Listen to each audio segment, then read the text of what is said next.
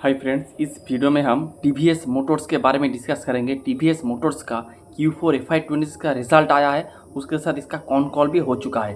तो इस वीडियो में हम टीवीएस मोटर्स के बारे में डिटेल एनालिसिस करेंगे।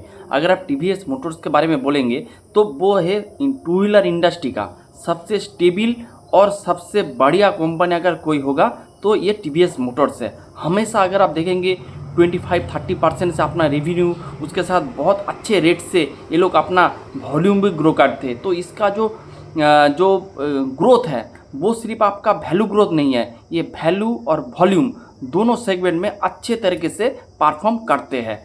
तो अगर इसका बिजनेस मॉडल देखेंगे तो सिंपल बिजनेस मॉडल है। ये अपना जो टू व्हीलर वगैरह बनाते हैं, टू व्हीलर भी बनाते हैं, थ्री व्हीलर भी ये लोग बनाते हैं, फिर इसको सेल करते हैं। ये आप इंडिया में भी सेल करते हैं और आउटसाइड ऑफ इंडिया जैसे अफ्रीका, लैटाम यानी कि लैटिन अमेरिका, इस तरह का श्रीलंका, बांग्लादेश, इस तरह का कंट्री में भी ये लोग अपना प्रोडक्ट सेल करते हैं। और इसका मार्केट कैप है ऑलमोस्ट 1.6 लाख करोड़, इसका अभी मार्केट कैप है। तो एक लार्ज कैप एक कंपनी है। उसके साथ अगर आप इसका सेगमेंट देखेंगे तो इसका जो ICI इंजन भी है, जो पेट्रोल डीजल में जो चलता है, उसका मोटरसाइकिल भी है और उसके साथ स्कूटी भी है। और इसका स्कूटी सेगमेंट बहुत अच्छे रेट से ग्रो कर रहा है। और अगर आप देखेंगे इंडिया का बिजनेस पर्सपेक्टिव से तो देखेंगे इसका जो अभी जो स्कूटर वाला इंडस्ट्री है वो बहुत अच्छे रेट से ग्रो कर रहा है। इसके बारे में हम कॉन कॉल पार्ट में एनालिसिस करेंगे। तो ये बात हो गया। फिर अगर आप देखेंगे तो आपका जो इसके बाद इसका EV का एक सेगमेंट है, यानी जो इलेक्ट्रिक व्हीकल का। अगर आप इलेक्ट्रिक व्हीकल सेगमेंट में देखेंगे तो TVS मोटर्स नंबर 1 पोजीशन में है। इसके पास मोटा मोटी आई होप 24 से 25% मार्केट शेयर इसके पास है। तो TVS Motors is a leading player in the EV segment. तो ये बात है। उसके साथ ये लोग इसका एक थ्री व्हीलर का सेगमेंट है, उसका सेगमेंट थोड़ा छोटा है लेकिन थ्री व्हीलर की एक सेगमेंट है। थ्री व्हीलर में ये लोग जो ICI इंजन यानी डीजल पेट्रोल वाले इंजन भी सेल करते हैं, उसके साथ ये लोग CNG यानी हाइब्रिड मॉडल सेल करते हैं, EV मॉडल सेल करते हैं। तो बहुत सारे इसका सेगमेंट है। तो ये इसका सिंपल बिजनेस मॉडल है। अब चलते हैं। और इसका कुछ TVS क्रेडिट करके एक सेगमेंट है, लेकिन इसका मेन जो रेवेन्यू आते हैं आपका जो मोटरसाइकिल सेल करके, जो बाइक्स, स्कूटी, इस तरह का प्रोडक्ट सेल करके आते हैं। तो ये हो गया मोटा मोटा आपका बिजनेस मॉडल। अब चलते इसका रिजल्ट की ओर। तो मैंने पहले ही बताया कि TVS सबसे एक स्टेबल कंपनी है। इसका वॉल्यूम ग्रोथ, वैल्यू ग्रोथ हमेशा स्टेबल रहता है। तो मोटा मोटी एक 25 से 30% से ग्रो करने वाला एक कंपनी है। अगर आप देखेंगे Q4 में इसका volume 28% year on year basis, यानी कि Q4 वर्सेस Q4 देखेंगे तो इसका वॉल्यूम 28% से ग्रो किया, जो कि बहुत ही अच्छा है। फिर FY26 में 24% से ग्रो किया, यानी FY25 वर्सेस FY26 इसका वॉल्यूम ग्रो हुआ है 24% से। तो ये बात है। फिर अगर आप इसका रेवेन्यू देखेंगे तो रेवेन्यू Q4 वर्सेस Q4 36% से ग्रो किया है। और ईयर ऑन ईयर बेसिस में जो आपका FY25 वर्सेस 26 देखेंगे तो 30% से इसका रेवेन्यू ग्रो हुआ है, बहुत ही अच्छा। फिर अगर इसका EBITDA देखेंगे 37% से ग्रो किया है। पैट अगर आप देखेंगे 35% से FY25 वर्सेस 26 और Q4 वर्सेस Q6 31% से। तो ऑपरेटिंग लेवरेज भी इसको मिला है, EBITDA मार्जिन इंप्रूव हुआ है, पैट मार्जिन इंप्रूव हुआ है। हर एक पैरामीटर में, हर एक सेगमेंट में, हर एक टाइम फ्रेम में इसका बेहतरीन रिजल्ट इन लोगों ने शो किया है, जो कि मेरे हिसाब से बहुत ही रिजल्ट है। और ये स्टेबिलिटी है। अगर आप देखेंगे हर एक क्वार्टर में इसका इस तरह का इससे ही रिजल्ट रहता है। अगर आप देखेंगे तो ये सबसे अच्छी बात होता है। जैसे आप Q2 में देखेंगे तो इसका रेवेन्यू ग्रोथ था ऑलमोस्ट 30%, 29 पॉइंट समथिंग। फिर Q3 में देखेंगे इसका रेवेन्यू ग्रोथ था 37% और Q4 में 28%। तो देखेंगे बड़े बेस के ऊपर भी ये बहुत अच्छे लेवल से अपना परफॉर्मेंस करता रहता है, जो कि बढ़िया है। फिर इसका कुछ वॉल्यूम ग्रोथ का जो इसका जो सेगमेंट है, जैसे आपका टू व्हीलर है, मोटरसाइकिल है, टू व्हीलर पे मोटरसाइकिल है, स्कूटी है, फिर आपका EV है, इस तरह का सेगमेंट का वॉल्यूम ग्रोथ देख लेते हैं। पहले मोटरसाइकिल का, मोटरसाइकिल 23% FY20 आपका Q4 वर्सेस Q4 ग्रो हुआ है। और FY25 वर्सेस 26 24% से। स्कूटी 32% से ग्रो किया है। और अगर आप FY25 वर्सेस 26 देखेंगे तो 27% से। EV 51% से ग्रो किया है, जो कि बहुत ही अच्छा है। और FY26 में 33% से ग्रो किया है। और इसका इलेक्ट्रिक थ्री व्हीलर 65% से ग्रो किया है और FY26 में 63% से। तो आप देखेंगे Q4 वर्सेस Q4, आपका FY25 वर्सेस 26, हर एक टाइम फ्रेम में इसका जो वॉल्यूम ग्रोथ तगड़ा वॉल्यूम ग्रोथ है, बहुत ही अच्छे रेट से वॉल्यूम ग्रोथ कर रहा है। तो ये एक बात है।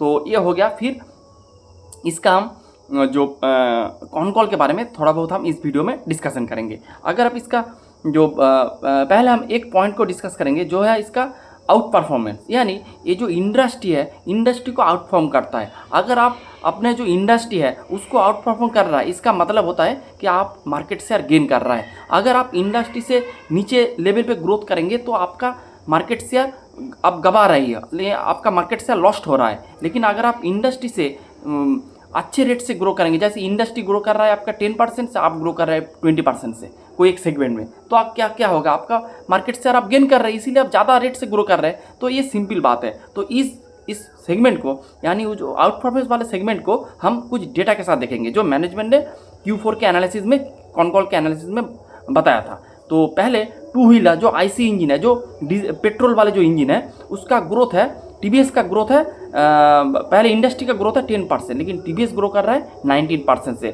तो क्लियर आउट परफॉर्मेंस है, ऑलमोस्ट डबल रेट से आउट परफॉर्म कर रहा है।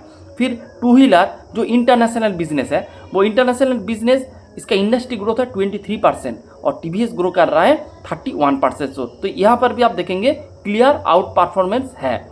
उसके बाद इसका टोटल टू व्हीलर जो सेगमेंट है, यानी इसमें आपका मोटर बाइक भी आते, स्कूटर भी आते, इंटरनेशनल बिजनेस भी आते, आपका EV भी आते, पूरा टोटल जो आपका सेगमेंट है, total two wheeler industry grow कर रहा है 12% से, लेकिन आपका जो TVS ग्रो कर रहा है 22% से। तो ऑलमोस्ट डबल रेट से, इंडस्ट्री के डबल रेट से ये ग्रो कर रहा है और ये अपना मार्केट शेयर भी गेन कर रहा है। और अगर आप EV का देखेंगे तो नंबर 1 आपका मार्केट शेयर है इनका, ऑलमोस्ट 24 से 25% इसके पास मार्केट शेयर है।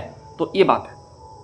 फिर हम डिस्कस करेंगे कि इसका जो, इसके बाद देखेंगे इसका जो मैनेजमेंट ने जो कहा है कि ये लोग आने वाले साल में भी ये लोग अपना जो इंडस्ट्री ग्रोथ है उसको ये लोग आउट परफॉर्म करेंगे। मैनेजमेंट कोई डायरेक्ट गाइडेंस वगैरह नहीं देता है, लेकिन मैनेजमेंट ने कहा है ये लोग जो इंडस्ट्री ग्रोथ है उसको ये लोग इजीली आउट परफॉर्म करेंगे, यानी अगले साल में भी ये मार्केट शेयर गेन करेंगे। तो ये बात है। उसके बाद इसका, तो आप इतना अगर ग्रो करेंगे तो आपका कैपेसिटी के बारे में, कैपेसिटी आपका इनहांस होना चाहिए, कैपेसिटी आपका बढ़ना चाहिए। तो अगर आप देखेंगे अभी इसका करंट कैपेसिटी है मोटा मोटी 40,000 यूनिट्स पर मंथ, इसका भी करंट कैपेसिटी है। लेकिन मैनेजमेंट ने कहा है कि इसका कैपेसिटी ये लोग 50,000 यूनिट्स पर मंथ ये लोग कर देंगे एज अर्ली एज पॉसिबल, यानी कि जल्दी इसका जो कैपेसिटी है मोटा मोटी 20% से इंक्रीज़ हो जाएगा।